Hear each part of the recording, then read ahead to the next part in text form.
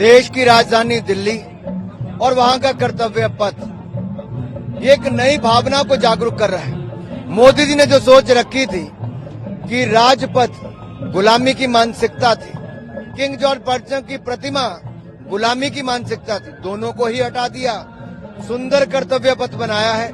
अब नेताजी सुभाष चंद्र बोस की प्रतिमा वहां पर लगाई है, साथ ही वॉर मेमोरियल बनाया है। ये दिखाता है कि नया भारत की बुलंद तस्वीर, एक तरफ नया संसद भवन है तो दूसरी तरफ वॉर मेमोरियल है, कर्तव्य पथ है, थोड़ी दूरी पे पुलिस मेमोरियल है। तो देश भर के गांव-गांव से आए हुए युवा एक संदेश लेकर जाएंगे कर्तव्य निभाने का और भारत को विकसित भारत बनाने का। मेरी माटी मेरा देश ये कार्यक्रम आजादी के अमृत महोत्सव का अंतिम कार्यक्रम है, जो देश के 6 लाख से ज्यादा गांव से मिट्टी एकत्र करके देश के युवा यहाँ पर आए हैं। अब इस मिट्टी से यहाँ पर अमृत वाटिका बनेगी और आजादी का अमृत महोत्सव मेमोरियल स्मारक बनेगा, वॉर मेमोरियल के साथ लगती जमीन पर इंडिया गेट पे। ऐसा ही देश के कोने कोने में अमृत वाटिकाएं बनाई गई। ये प्रधानमंत्री मोदी जी की सोच युवाओं में राष्ट्र भावना को और मजबूत करना और देश के प्रति कर्तव्य पालन की भूमिका करना, इसके लिए प्रधानमंत्री भी यहाँ मौजूद रहेंगे, किस तरीके का स्ट्रक्चर रहने वाला है? कल सुबह से ही 11 बजे से यहाँ के युवाओं का आना शुरू हो जाएगा।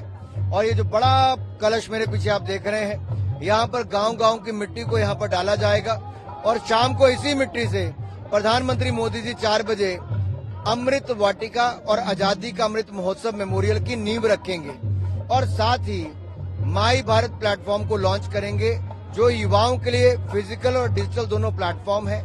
ये देश की सबसे बड़ी युवाओं की संस्था बनने वाली है, जहां पर करोड़ों युवा जुड़ेंगे mybharat.gov.in पर और रजिस्टर करने के बाद उनको अवसर होगा सरकार और गैर सरकारी क्षेत्र की संस्थाओं के साथ जुड़ने का और अपना योगदान देने का। वोकल फॉर लोकल, मेरी माटी मेरा देश, ऐसे तमाम जो मुहिम आप लोग चला रहे हैं, रिस्पॉन्स कैसा लग रहा है आप लोगों को? देखिए, गांव-गांव में अगर आपने देखा हो तो महिलाओं ने तिलक किया, वंदन किया, यहाँ तक कि धूप अगरबत्ती से स्वागत किया अमृत कलश यात्राओं का। किसी ने चावल डाले, किसी ने पैसे डालने का काम भी कर दिया। भावना थी लोगों की, क्योंकि देश की मिट्टी को नमन और वीरों को वंदन करने का कार्यक्रम था और प्रधानमंत्री मोदी जी का ये नारा कि मिट्टी को नमन, वीरों को वंदन, ये देश के कोने कोने तक गया है। आखिरी सवाल है, ऑपोजिशन ये सब क्यों नहीं कर पाया? 70 साल जब भी राष्ट्र को एकजुट करने की बात आती है, एक भारत श्रेष्ठ भारत का नारा लगता है तो विपक्ष गायब हो जाता है। जब भी राजपथ को कर्तव्य पथ में बदलना और नए संसद भवन का निर्माण करना, तब विपक्ष गायब हो जाता है। प्रधानमंत्री मोदी जी ने 30,000 पंचायत घर बनाए तो नया संसद भवन भी बनाया। ये नए भारत की नींव प्रधानमंत्री जी रख रहे हैं।